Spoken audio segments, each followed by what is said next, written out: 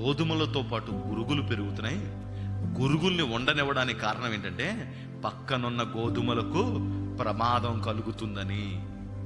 కొన్నిసార్లు మనం ఏమనుకుంటాం తెలుసా ఏమండి, మనకే ఇన్ని కష్టాలు ఏంటి అనుకుంటూ ఉంటాం. కానీ దేవుడు ఏమంటాడు తెలుసా, నిన్ను బట్టే నీ కుటుంబాన్ని నేను కాపాడుతున్నాను, నిన్ను బట్టే నీ భర్తను కాపాడుతున్నాను, నిన్ను బట్టే నీ పిల్లల్ని కాపాడుతున్నాను, నిన్ను బట్టే నీ యొక్క ఫ్యామిలీలన్నిటిని నేను కాపాడుకుంటూ వస్తున్నాను.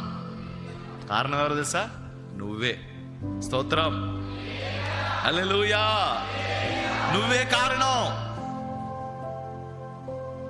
నీ తరములో నీ ఇంట్లో నువ్వు ఇలాంటి ప్రార్థనా పరుడు అయితే కుటుంబాలను రక్షించగలిగే కృప పరిశుద్ధాత్మ దేవుడు నీకు అనుగ్రహిస్తాడు.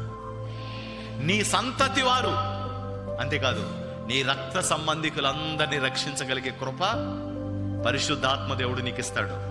నీకు ఆ ప్రార్థన జీవితం రావాలి, నీకు ఆ ప్రార్థన జీవితం కావాలి.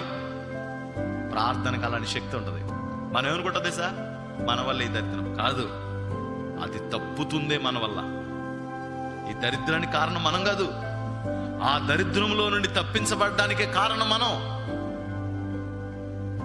ప్రాణమే పోయేది, దెబ్బతో దాటిపోతున్నాం మనం.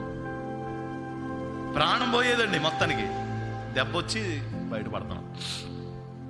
అలా దేవుడు మనల్ని బట్టి ఎన్నో విషయాలు కాపాడుకుంటూ వస్తున్నాడు. దేవునికి మహిమ కలుగును గాక. హల్లెలూయా.